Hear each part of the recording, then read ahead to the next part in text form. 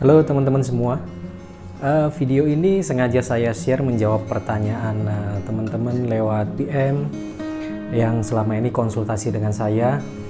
Banyak dari teman-teman yang mengeluh sudah beberapa tahun mencoba peruntungan di pasar modal, menjadi trader, menjadi investor, tapi ternyata gagal terus. Berbagai strategi sudah dilakukan. Banyak yang menyampaikan bahwa Mas AS, saya sudah melakukan apa saja yang Mas AS ajarkan, bahkan step demi step sudah saya lakukan dengan sangat teliti supaya apa yang diajarkan bisa saya terapkan dengan betul. Tapi kenapa ya saya kok nggak pernah untung? Kenapa ya portofolio saya selalu merah?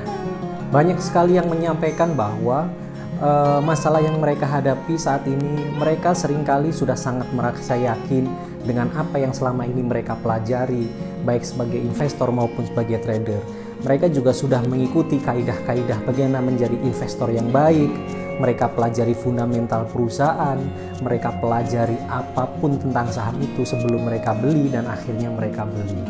Setelah itu mereka simpan, setelah beberapa waktu yang mungkin cukup lama sahamnya nggak naik-naik, akhirnya mungkin mereka sudah frustasi atau tidak ada harapan menjual saham tersebut. Setelah sahamnya dijual, ternyata saham ini naik tinggi. Beberapa teman-teman lain juga yang sebagai trader sering cerita bahwa mereka sudah melakukan apapun sesuai dengan kaidah-kaidah bagaimana trading saham yang baik.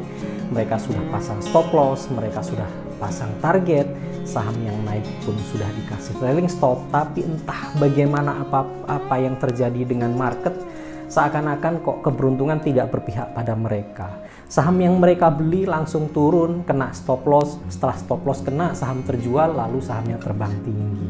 Atau saham yang naik, baru naik beberapa persen, turun kemudian kena trailing stop, setelah kena trailing stop terjual, sahamnya tiba-tiba naik tinggi. Atau saham yang dibeli dengan posisi besar, yang sudah optimis dengan analisanya, kemudian beli dengan posisi besar, tapi ternyata saham itu juga turun. Jadi banyak hal yang entah bagaimana kok selama ini tidak pernah mendapatkan keberuntungan di pasar saham. Oke teman-teman, saya mau sharing, saya mau cerita. Mungkin ada hal-hal lain yang teman-teman perlu lakukan. Ini bukan analisa fundamental, ini bukan analisa teknikal, tapi ini pengalaman saya pribadi dan ini bekerja buat saya ya. Ini saya lakukan dan terbukti selama ini ya saya lancar-lancar saja proses investasi ataupun trading yang saya lakukan di pasar saham, hasilnya lumayan dan sampai hari ini pun semuanya berjalan dengan sangat baik. Jadi teman-teman, mungkin kita tidak sadar bahwa ada invisible hand, ada tangan-tangan tidak terlihat di atas sana yang bagaimanapun juga mengatur rezeki kita semua. Jadi memang rezeki kita selama ini sudah diatur. Kalau memang rezeki belum waktunya datang, ya mungkin belum datang. Kalau rezeki kita kecil, mungkin kalau kita sudah berusaha, sudah maksimal untuk mendapatkan rezeki yang besar, mungkin datangnya juga kecil.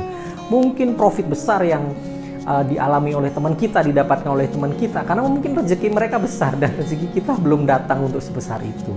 So begini kawan-kawan, coba kita lakukan hal ini yang mungkin bisa membantu kawan-kawan untuk lebih cepat memancing, lebih cepat mendatangkan rezeki yang besar yang teman-teman idam-idamkan itu.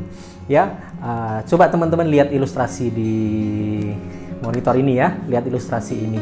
Di sini ada sungai yang kumuh ya, sungainya kumuh sekali, kotor sekali, airnya tidak mengalir. Teman-teman tahu kenapa airnya tidak mengalir? Airnya tidak mengalir itu karena tersumbat.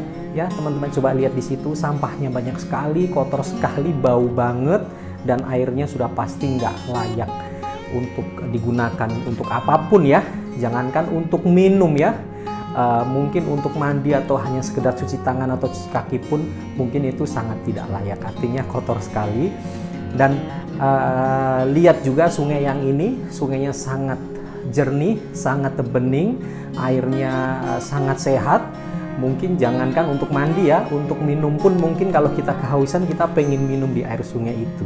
Dan bedanya juga yang sungai yang tadi yang sangat kotor, yang tersumbat tadi, teman-teman bayangkan tidak mungkin ada hewan atau kehidupan yang ada di dalam sungai itu. Sungai pasti mati semua ya. Kehidupan tidak akan tercipta di tempat sungai yang kotor itu, tapi di sungai yang bersih ini pasti banyak kehidupan yang indah di dalam sana. Banyak makhluk hidup yang ada di dalam sana, baik hewan, baik tumbuhan, mereka nyaman, mereka aman hidup di sungai yang bersih ini. Teman-teman coba lihat bedanya apa. Yang sungai yang mengalir dengan jernih ini, dengan bersih ini, kuncinya adalah mereka mengalirkan apa yang mereka terima. Kira-kira begitu. Setiap posisi, setiap tempat yang ada di sungai itu, mereka tidak pernah mau menampung air yang mereka dapatkan. Setelah mereka mendapatkan air yang bersih, mereka selalu mengalirkan air itu ke tempat yang lebih rendah, ke tempat yang memang membutuhkan air, dan dia tidak pernah khawatir dia tidak akan pernah mendapatkan air. Lihat hasilnya, sungai itu akan tetap bersih, sungai itu akan tetap jernih, dan bagaimanapun juga akan tetap ada air bersih yang mengalir dari atas. Memang kodratnya sudah seperti itu.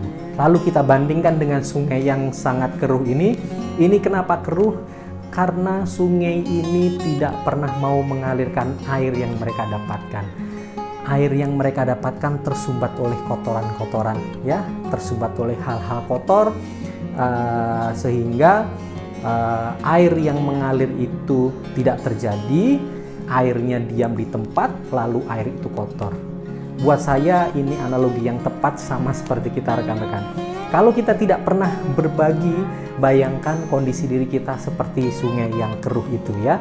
Seperti sungai yang airnya tidak mengalir, kondisi airnya kotor, apapun yang ada di dalam situ pasti mati, tidak ada kehidupan di dalam sana, tidak ada kejernihan, tidak ada kedamaian. Dan mungkin hal itulah yang selama ini menyumbat rezeki kita dari atas. So teman-teman coba lakukan satu hal ini ya. Lakukan satu hal ini. Kalau teman-teman saat ini merasa sudah sangat menguasai ilmu analisa fundamental, teknikal, bandarmologi, dan apapun itu bekal teman-teman masuk di bursa saham. Tapi kalau sampai saat ini teman-teman belum juga berhasil, coba lakukan ilmu yang satu ini. Ilmunya mudah, nggak pakai mikir, nggak pakai analisa yang jelimet. Teman-teman hanya cukup berbagi. Ya, coba lakukan, kita lihat hasilnya 1-2 bulan ke depan. Mudah-mudahan teman-teman hasilnya, profitnya menjadi lebih besar dan rezekinya menjadi lebih lancar.